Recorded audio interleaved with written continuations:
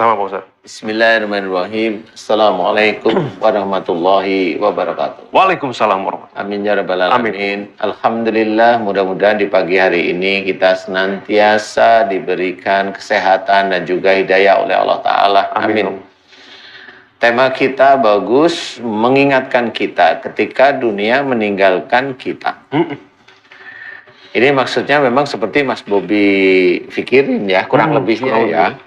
Jadi pada saat kita itu merasa bahwasanya nikmat dunia itu sudah tidak dirasakan lagi barangkali ya. Entah itu harta itu hilang ya, kemudian mulai kelaparan, orang-orang yang dekat dengan kita itu meninggalkan kita. Anak-anak cuek gitu kali Pak Ustaz ya. Anak-anak cuek gitu ya. Mertua nggak jadi ngasih warisan. Aduh, nggak jadi nikah.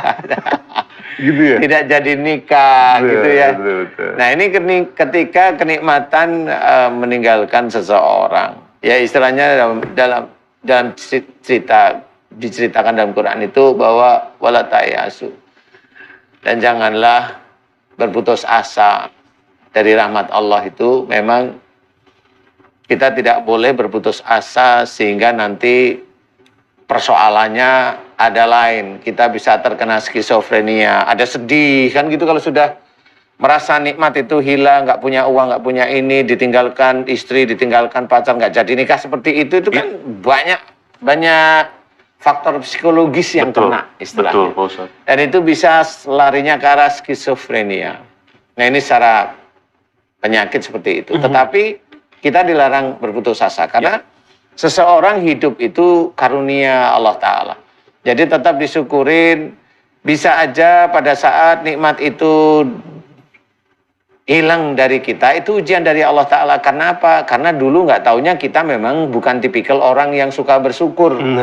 Atas nikmat-nikmat Allah kurang bersyukur. Kalau udah punya rezeki, kita seneng hura-hura.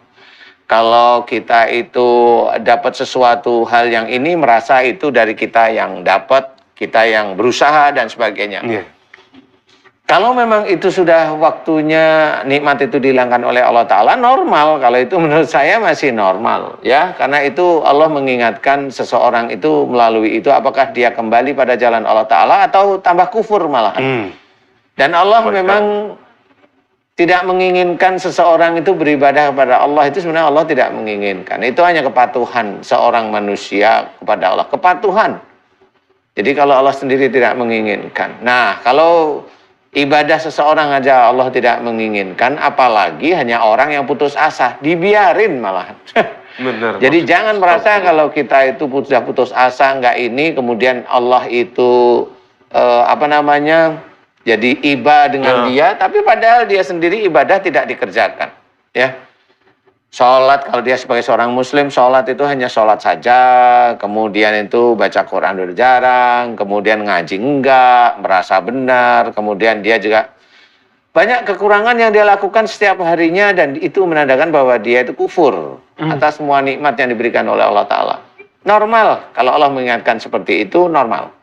Dan jangan protes kepada Allah Ta'ala, karena pada waktu seseorang itu mamanya dia sholat, dia rajin tahajud, kemudian dia rajin tahajud, dia dibangkrutkan sementara, diuji sebenarnya sama Allah Ta'ala, kemudian dia protes, ya Allah saya sudah sholat, saya sudah puasa Senin Kemis, saya sudah baca Quran, saya sudah ngamalin ini, ngamalin itu, ngamalin ini. Saya masih aja hartaku engkau ambil, ya Allah hartaku hilang, ya Allah. Gimana ini? Ngapain saya harus sholat? Nah kan biasanya begitu. Itu tidak boleh, itu nantang Allah namanya. Tidak boleh, sebagai seorang muslim tidak boleh. Jadi betul-betul belajarlah yang baik. Kalau istilahnya Allah menceritakan wafis sama rizqukum, di langit ada jalan rezekimu, berarti rezeki itu sebenarnya nggak terhalang.